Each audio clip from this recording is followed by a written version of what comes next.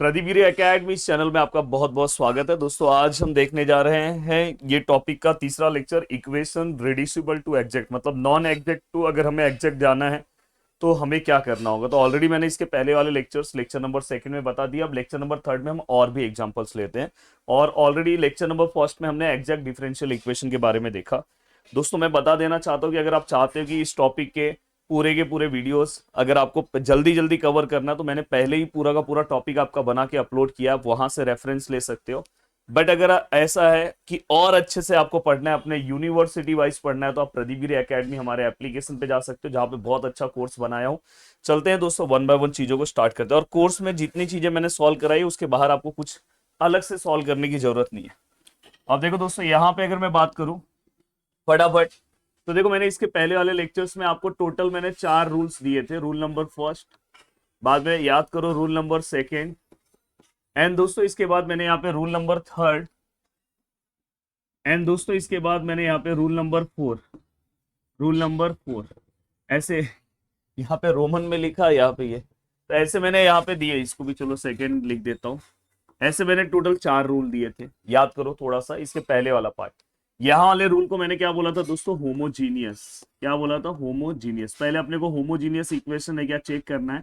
अगर चेक करना है, अगर ऐसा है, तो हमें इंटीग्रेटिंग फैक्टर का फॉर्मूला क्या लेना है दोस्तों, 1/mx प्लस ny। यहाँ पे हमें क्या, हम इस वाले टाइप का मैंने नाम क्या दिया था दोस्तों, कॉमन। अगर कॉमन कहीं पे आता है, जैसे अगर समझो ये dx है, तो यहाँ से अगर आप ध्यान से देखोगे तो यहाँ से आपका क्या कॉमन होना चाहिए दोस्तों, y। और दोस्तों ये dy है, तो यहाँ से आपका क्या कॉमन होना चाहिए, x। अगर ऐसा फॉर्मेट आता है तो आप कॉमन टाइप बोलोगे, पर कभी कभी ऐसा होता है ये दोनों को फॉलो होता है, तो आपको पहला वाला चेक करना है। पहले पहला फिर दूसरा, अगर ये दोनों नहीं है तो ये दोनों चेक करना है। तो ये सब मैंने आपको इसके पहले के लेक्चर से बताया था। अब चलते हैं, सम स्टार्ट करते हैं। देखो सबसे पहला सम, सबसे पहले तो आपको ये सम चेक कर लेना है कि ये सम हो सकता है कि ये आपका रिड्यूसिबल फॉर्म हो, डायरेक्ट एग्जैक्ट फॉर्म हो। तो देखो यहाँ पे हम क्या करेंगे, y इंटू वाई और यहाँ पे क्या है दोस्तों, dx है। देखो मैं ये माइनस साइन अंदर ले ले रहा हूँ, -xy, देन ये माइनस माइनस क्या आएगा दोस्तों, +x² और dy विच इज इक्वल 0। इससे मुझे m और n का वैल्यू मिल जाएगा। अब यहाँ पे अगर मैं m के वैल्यू की बात करूँ तो m का वैल्यू क्या है दोस्तों, yx प्लस y², और n का वैल्यू क्या है दोस्तों, -xy प्लस x²। बस कुछ नहीं किया हूं दोस्तों, y² xy x² minus minus plus, पूरा का पूरा सेम। अब ये पूरा का पूरा पार्ट होने के बाद अब सर क्या करना चाहिए, तो देखो दोस्तों इसको हम क्या करते हैं, विथ रिस्पेक्ट टू y लेते हैं। अब with respect to y solve करके y का 1 डायरेक्ट यहाँ पे x y, यहाँ पे अगर आप ध्यान से देखोगे तो यहाँ पे y² जो है दोस्तों उसका क्या आएगा दोस्तों, 2y। यहाँ पे del n by del x, with respect to अगर मैं यहाँ पे x लूँ तो x का 1 तो डायरेक्ट y, और यहाँ पे क्या आएगा दोस्तों 2x। अगर आप दोनों ही इक्वेशन को मैच करने की कोशिश करोगे, देखो दोस्तों लिखने का भी तरीका आपको पता होना चाहिए। Put equation number first, equation number second. अगर मैं यहाँ पे लिखूँ दोस्तों, from equation first and equation second, तो आपको एक चीज का ये पता चलेगा कि जो हमारा डेल m है और जो हमारा डेल y है, जो हमारा डेल n है, जो मेरा डेल x है दोस्तों, उसका वैल्यू सेम नहीं है।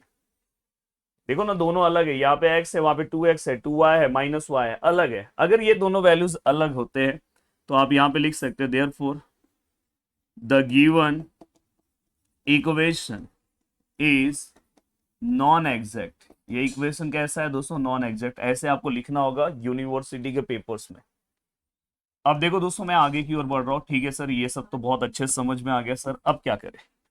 अब इसके बाद आपके पास आता है, जब अगर ये नॉन एग्जैक्ट हो जाए तो अपने पास 4 रूल्स आते हैं। चारों रूल चेक करना होगा कि कौन से रूल से मैं सॉल्व करूं। रूल नंबर फर्स्ट, क्या ये होमोजीनियस है, यहां से नहीं समझेगा आपने, नीचे मल्टीप्लाई, यहां देखो होमोजीनियस कैसे चेक करते हैं सर, दोनों का डिग्री कितना है प्लस कर दो, इसके ऊपर 1 1 2, यहाँ डिग्री कितना है 2, यहाँ कितना है 1 और 1 2, यहाँ कितना है 2। यस, डिग्री सभी का सेम है, मतलब ये होमोजीनियस है।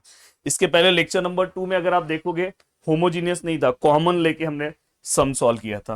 तो अगर ये होमोजीनियस है तो होमोजीनियस के लिए हम सबसे पहले क्या चेक करते पता है, mx प्लस ny। इसका आंसर 0 नहीं आना चाहिए। m क्या है दोस्तों, यहाँ पे इंटू एक्स एन का वैल्यू क्या है दोस्तों, -x+y और इंटू वाई। अब अगर मैं दोनों को मल्टीप्लाई करूं, देखो x इंटू, तो ये क्या हो जाएगा y² ये क्या हो जाएगा y²x प्लस माइनस माइनस ये क्या हो जाएगा xy² प्लस प्लस प्लस ये क्या हो जाएगा दोस्तों x²y। अब यहाँ पे अगर हम ध्यान से देखें तो फाइनली दोस्तों देखो ये दोनों सेम है, सॉरी ये दोनों सेम नहीं है दोस्तों, देखो ये x है ये x² है, सेम नहीं है। तो सेम वाला पार्ट कौन सा है दोस्तों, x, ये x y² ये दोनों सेम है, तो ये दोनों कैंसिल हो जाएंगे, अपोजिट साइन है। ये देखो x² सेम है, y सेम है, तो फाइनली इसको अपन 2yx² हम लिख सकते हैं, और which is not equal to 0। इसका आंसर क्या है, 0 नहीं है। अब ऐसे केस में हमें क्या करना है दोस्तों, ठीक है ये समझ में आ गया। अब नेक्स्ट अपन क्या निकालते हैं, इंटीग्रेटिंग फैक्टर्स। इंटीग्रेटिंग फैक्टर्स क्या होता है दोस्तों, mx प्लस ny।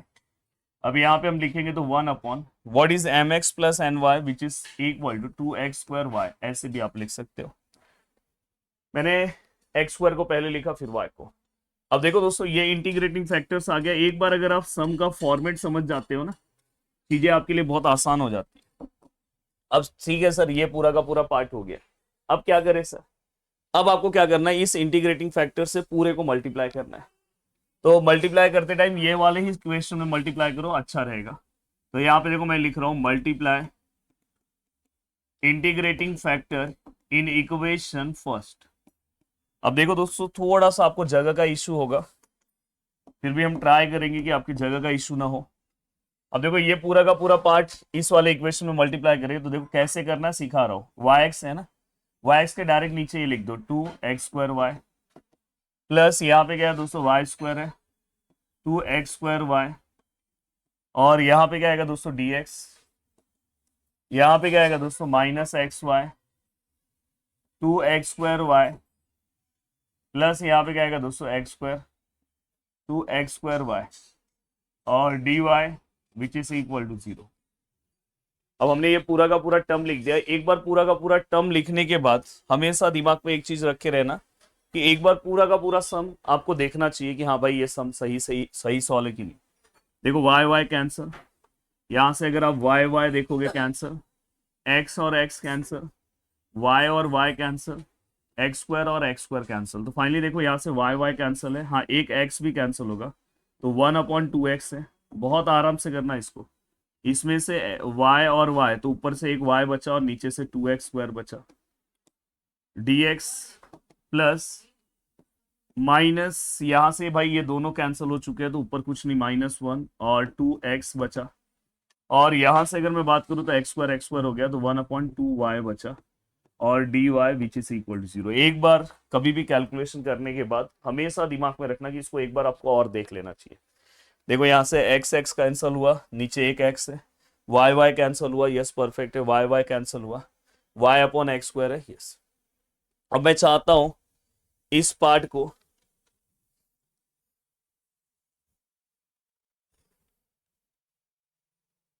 ये देखो यहाँ, अब यहाँ पे हम क्या करेंगे दोस्तों, देखो इसको मैं ऐसे लिखूंगा mdx plus ndy which is equal to 0। देखो इस फॉर्मेट में दिख रहा है कि नहीं, बट अपने को क्या निकालना है दोस्तों, जनरल सॉल्यूशन। और ये जो हमें इक्वेशन मिला है, जैसे ही आप इंटीग्रेटिंग फैक्टर मल्टीप्लाई करते हो तो ये हमारा एग्जैक्ट हो जाता है, तो आपको फिर से वो प्रूफ करने की जरूरत नहीं है।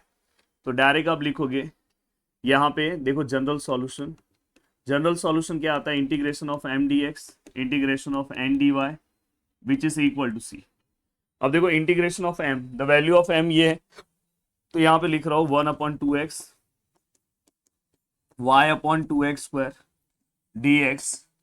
अब देखो n में हमेशा फ्री फ्रॉम x वाला टर्म मत लिखना, मतलब ये नहीं आएगा, ओनली ये वाला आएगा 1/2y dy which is equal to c।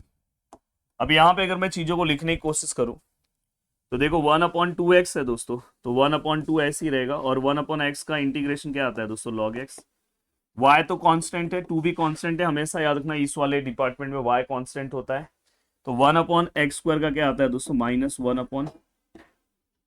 -1/x² है कि कुछ कैंसिल नहीं हुआ क्या दोस्तों, यस हाँ 1/x² पूरा का पूरा टर्म वैसे ही बच गया, यस कोई दिक्कत नहीं है। y था यहाँ पे वाई स्क्वायर है तो ऊपर एक वाई बचा, बस कोई दिक्कत नहीं। तो यहाँ पे अगर आप ध्यान ध्यान से देखोगे, मैंने अलग लिख दिया, यहाँ पे 1/x आएगा ना, -1/x, 1/x² का इंटीग्रेशन -1/x। अब ये वाला पार्ट होने के बाद अब आगे की ओर बढ़े तो देखो दोस्तों 1/2 ऐसे ही है, यहाँ पे 1/y का क्या आएगा दोस्तों, log y, and which is equal to यहाँ पे क्या आएगा c। अब देखो दोस्तों यहाँ पे ये पूरा का पूरा पार्ट हो गया। अब पूरे इक्वेशन में 2 2 दिखाई दे रहा है तो पूरे इक्वेशन को 2 से मल्टीप्लाई कर दो तो ये log x हो जाएगा, ये प्लस माइनस y/x हो जाएगा, 2 कैंसिल, यहाँ भी 2 से मल्टीप्लाई कर दो, ये log y हो जाएगा, और ये भी 2 से मल्टीप्लाई हो जाएगा फाइनली, पर उसको भी अपन c लेंगे, चाहिए तो आप इसको c' ले लो, c', और इसको पूरे को हमने c ले लिया। तो फाइनली दोस्तों अपना आंसर आ चुका है। यहाँ पे देखो log x है, यहाँ पे है -y/x, प्लस ये क्या है दोस्तों log y, और विच इज इक्वल टू यहाँ पे क्या c।